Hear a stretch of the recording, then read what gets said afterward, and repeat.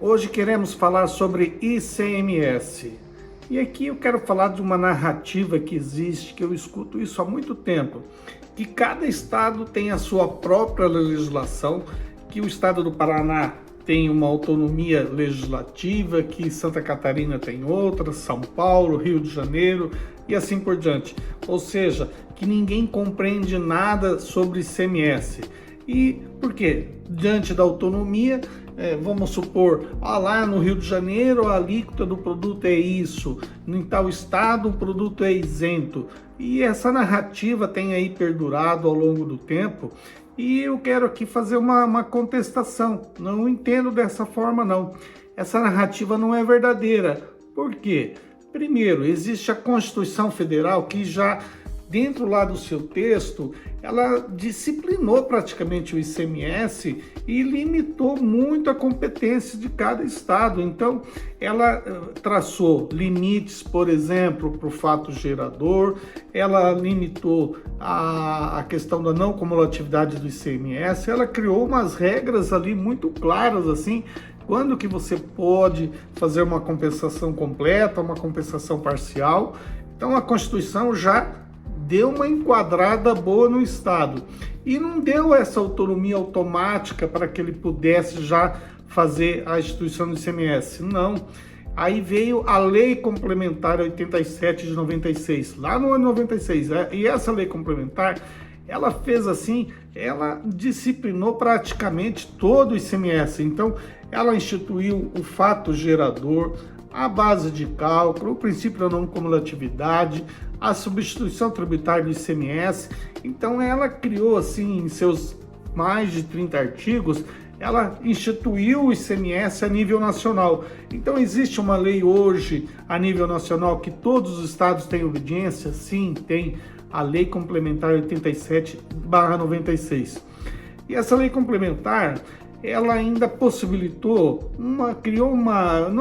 que já existia essa figura, a figura do convênio, que seria uma legislação entre os estados, ou seja, aí, por exemplo, por convênio, né, através da figura do CONFAS, que é a reunião dos secretários da Fazenda, lá no artigo 27, 28 e 29 dessa lei complementar, ele criou algumas figuras que os estados em conjunto criariam essa legislação que está abaixo da lei complementar e acima da legislação estadual. Então, por exemplo, isenções, alíquotas, redução da base de cálculo, crédito presumido, anistia, então várias coisas teriam que ser criadas por convênio, ou seja, uma legislação entre os estados. É claro que esse convênio depois ele é confirmado por cada estado, mas não diferente do que está no convênio.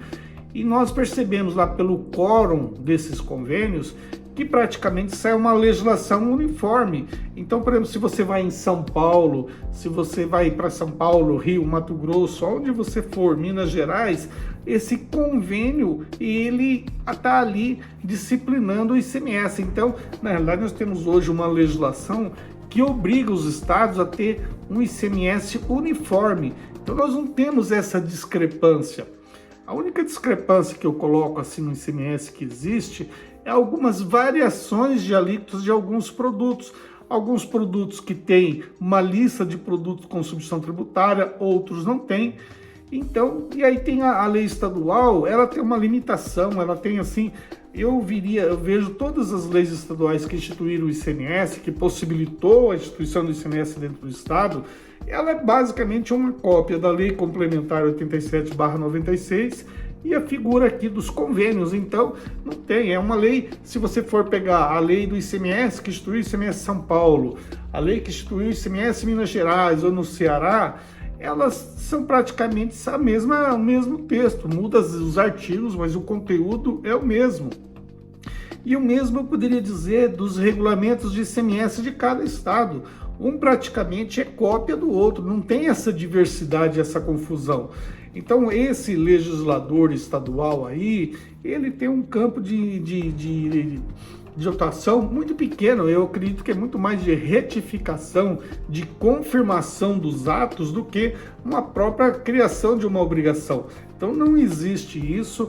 Eu acho que o ICMS é um tributo assim que, claro, eu entendo que deveria hoje, no meu ponto de vista, que todo mundo que quisesse estudar o ICMS deveria primeiro estudar a Constituição, a lei complementar e os convênios, para depois fazer um estudo sobre a legislação estadual, senão só gera uma confusão. De repente você acha que a lei do Paraná é muito diferente da lei de Santa Catarina e começa a achar que tudo uma coisa é diferente da outra. Isso não é verdade.